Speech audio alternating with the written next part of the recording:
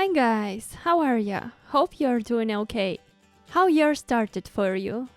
Again, I can say that 2022 ended well for me. With no understatement, I can officially say that it was the worst year for me so far. I lost a member of my family. In my community tab here on YouTube I mentioned what happened and I just don't want to bring it here now. Long story short, I had to have 1 month's time off from social media and YouTube channel, as well as video and doll making because things were unbearably painful. Now I'm feeling better, thanks to everyone who was near me and did their best to drag me out of it. Can't say that I will heal ever, but now I feel the strength to continue doing my thing. Thanks everyone who found their time and wrote me their wishes. And now to the video. I hope that it will bring you joy and will make your day brighter. It will be short, but more dolls are on the way.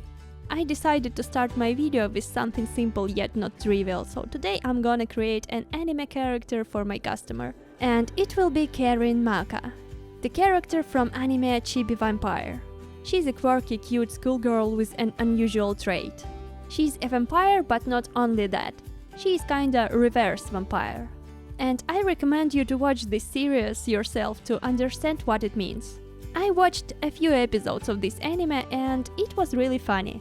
So if you're looking for someone old school to watch, it is the one for you. So features of an anime character from this period are very drastic, you know.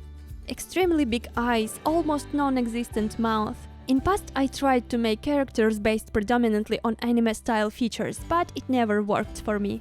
Proportion of faces always turned out distorted and crooked, or even ugly.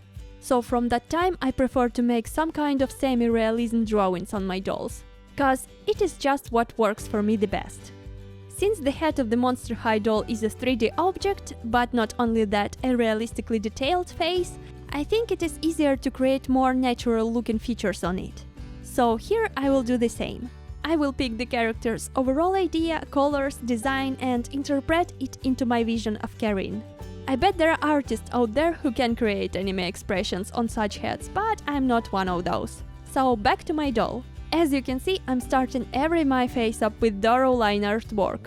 I draw the outer frames of the eyes with the natural colors such as warm brown. Then I will grow the contrast of the lines with darker shades of pencils.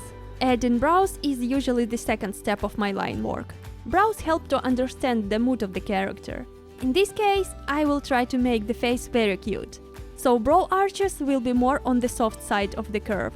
I do not make them angular, but rather straight with a slightly rising tail. When it is done, I draw pupils with the red watercolor pencil and fill the surface of it with solid red color. To make the color even brighter, you can make strokes in a few different directions to create a bold cover. The key elements for a good colors on your doll are few. The first one and the most important is having a nice coating of sealant. Not too thick, not too thin. It shouldn't be glossy so pencils could slide effortlessly. Shake your sealant well before using it on the doll. Prepare your doll's face in advance. Clean it with soap or maybe rub it with alcohol a bit to remove all stains and spots that may be on it. The second one is to have nice pencils, paints or whatever you choose as your main tool. Paint is more forgiving to mediocre coating work, but for pencils you must be sure that you applied it flawlessly. Basically, the coating of Mr. Super Clear is an imitation of the paper texture on the vinyl of the doll's face. Since layers shouldn't be too thick, you can scratch them off with pencils which are having harder cores. So the best pencils you should be looking for are those who will have softer cores. Watercolor-based pencils are often the best ones for such purposes, but you shouldn't set your limits on that. I have plenty types of pencils I switch during my work to get the best results I can. When I finish my line work, I pick my brushes and soft pastels. Also, I wear anti-dust masks while I'm painting with those. Yeah, I think you shouldn't inhale any extra small particles of dust, such as colored chalks. Many colorants can be harmful, such as powder-like dust from pastels.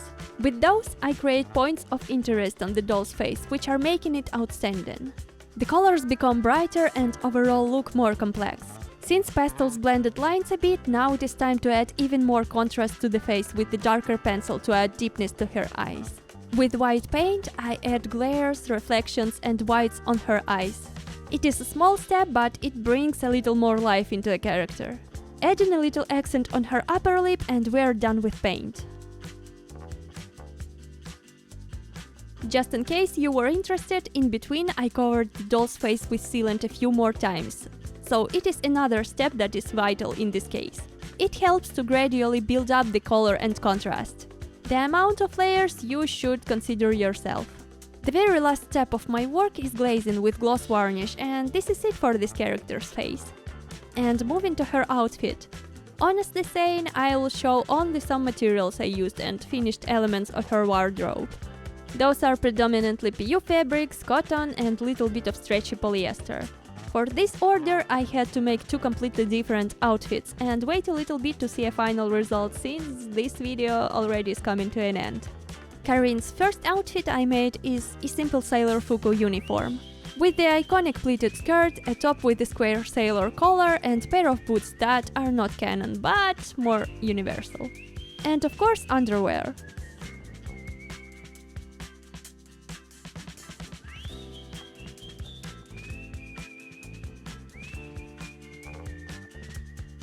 For the second one, I made Karin's vampire form look, with her grey long cape, white dress with attachable sleeves and huge red bat wings. I had a lot of fun making such big wings for a regular-sized Monster High for the first time. And in my next videos, I will show how to make similar wings for your dolls. For now, let's call it a day. Also, I modified the doll's bust to suit the character and made her an acrylic wig, and she's done. Thank you for staying here with me today. Hope you will like this doll. And thank you to my customer. And to you guys for watching this video. See you in my next videos. Have a great day. Bye!